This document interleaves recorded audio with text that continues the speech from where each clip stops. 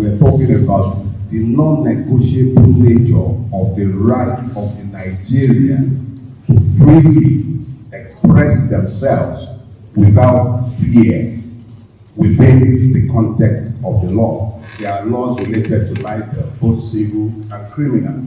So you speak, even now, those rights are qualified within the laws of Nigeria. Now, let's be done with definitions. I'm going to be speaking from a lot of scriptures this morning. I did tell you I haven't had myself inflicted on the flock before. It's just that these are not the normal scriptures we are used to. I'll be speaking from the scriptures of the Yorubas. I grew up with very old people, so I'll be speaking with a lot of proverbs sourced from the Yorubas this morning. So get used to it. But I will also endeavor to interpret. I will start with the one that I heard several years. I grew up with my grandmother in the valley. And she would say, Aile sorrow, itereri burubu. Now, let me interpret for the benefit of those who do not speak that. It simply means that the inability to express yourself is the foundation of self-destruction. Only burubu is self-destruction. It means the person is predestined or ordained or is just slated for destruction. But it does not start until you lose the capacity to speak. Now, they go further to say, it is with your mouth that you define what you will accept and what you will not accept. So the right to expression is intrinsic to your being as a human being, that you are a human being. The right to express yourself is the first of those several rights that are inalienable, that cannot be taken away from you. If you are truly to be human and a citizen, the right to speak cannot be taken from you, and you still remain a functional human being. That is not an advocacy for irresponsibility. It is an advocacy for the recognition of humanity. Let us be clear about that. Now, for the Yorubas, it didn't matter that you were a young person. What mattered was the fact that you were a human being before you were anything else. And when an older person or a person in position of authority would presume to shut you down, you find older heads, wiser ones, or even younger ones, they would retort, only ọmọdé gbọ́n, àgbà gbọ́n, la fi dá ilẹ̀ Ifẹ̀. It means that it is with the collection of the wisdom of both the young and the old that the world was ordered, because for the Yoruba, the world began in Ile-Ife. So when they say la fi dá Ile-Ife, that is how we established Ile-Ife. What they are saying is that the world itself was established by law, and it is simple. Go into your Bible, it's very simple. It says in the beginning was the Word, and the Word was with God, and the Word was God, and nothing was done without the Word. Ọ̀rọ̀ la fi dá Ile-Ife. It is a simple thing. You establish the world by truth, by the Word. So when somebody or any entity or person is presuming to curtail the right to lawful speech, what you are saying is dictatorship presuming to unfold its wings. Now, you see, one of the problems with the received religions in our space is that the essence of the African has been lost in the struggle for existential lives. Existing, just exist. So because we are focused on existence, we forget the fact that we are mortals, sojourners, travelers in time. We all die. Let's get that here. Nobody here is going to come out alive.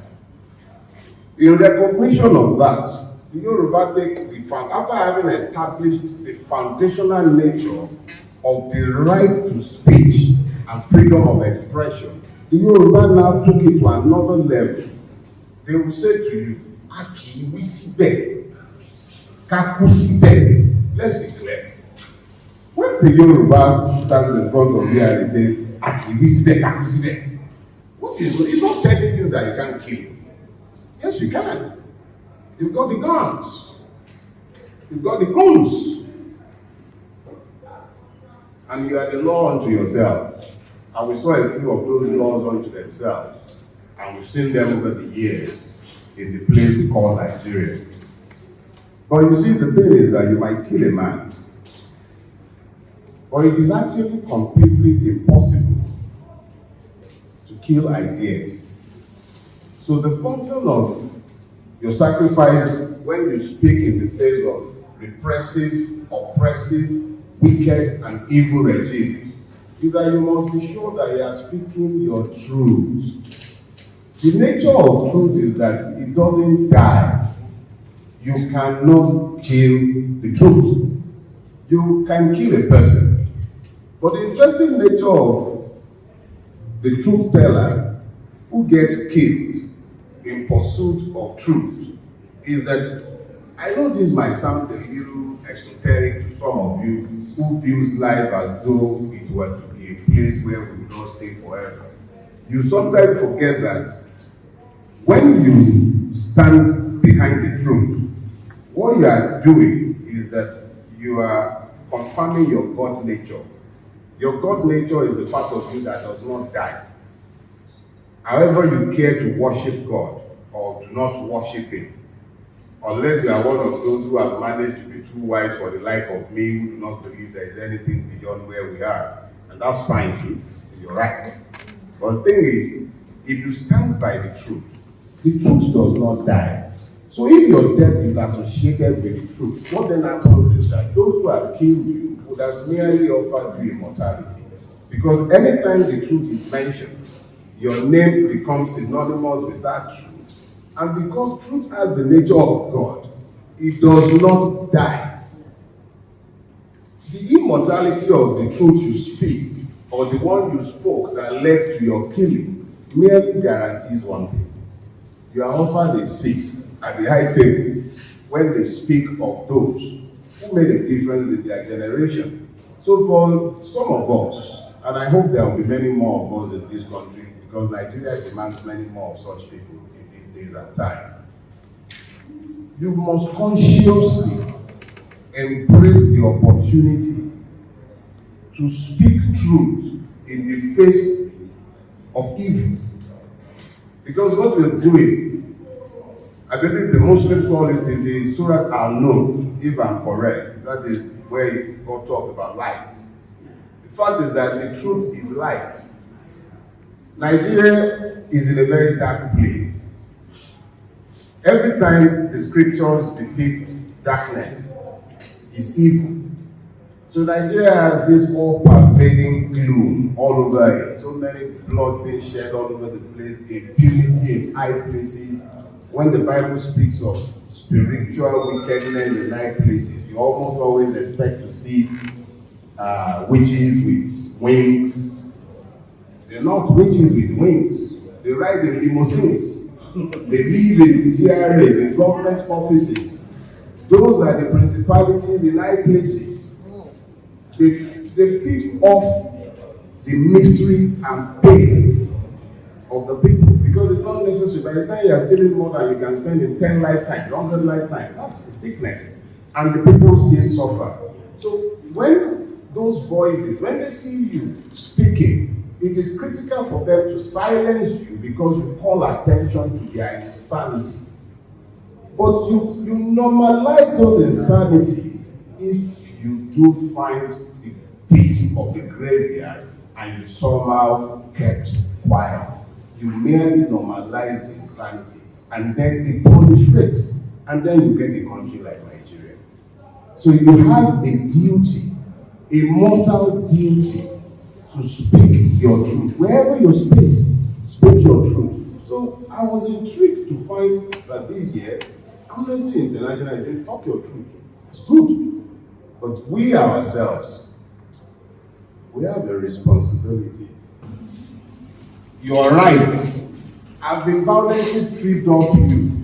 So when we sit down and we are speaking Dogon about democracy, understand very quickly that the totality of the Dogon you are speaking is predicated on a flaw. Your right to speak Dogon that you are speaking has been taken away from you ab initio. So it is very critical that we all understand the nature of the struggle that is in front of the Nigerians. Yes, speak your truth, but it is very important that you discern the truth that you are speaking. Nigeria is not a democracy. The sooner we all get that into our heads, the better. Nigeria is not a democracy. They are still pretending because it suits them to pretend. You do not summarily ban Twitter and then announce that you are drafting a rash of measures to further curtail the right of people to speak in a democracy. Those ones sat in Abuja calling themselves the National Assembly, don't fool yourselves. How many of them are there reflective of your votes? They are not representing you. Understand very clearly, we are not in a pro-democracy struggle. It is a liberation struggle that stands in front of Nigerians. And the sooner we all wrap our brains around this, the better. Now, I'll speak only to a couple of issues and then I'll stop inflicting myself on you. Two things. I think it's the New York Times. It went and appropriated something I believe has a Latin root as well. It says, truth dies in darkness. How can truth die in darkness? And this is the part where I'll touch on the second thing and link them together and get out of the face. You have a duty to speak the truth. It's a duty. You accept a role that derogates from your humanity when you accept to keep quiet in the face of manifest evil. And when you keep quiet, the truth dies. But be sure of one thing, you are complicit in its murder. And you know the most painful part of the whole thing? All of us, we're creatures in time.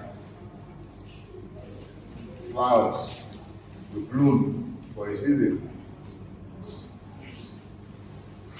Those of you who think you are still young, don't worry, but it will tell you.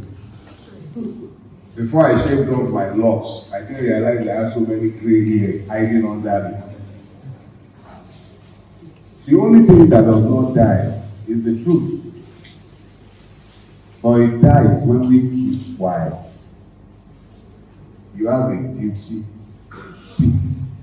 Talk your truth, wherever you are. It's not always going to be convenient or easy. It doesn't matter. The only thing that is certain for each and every one that is sat here is that we will all go home one day. It's easier to forget the man who died in old age in his bed, having mercantilized every truth he ran into, or denying himself the truth that he could see clearly, simply because he was too scared to talk. Don't die before you die. Speak. Talk your truth. This is where we go up. Thank you very much.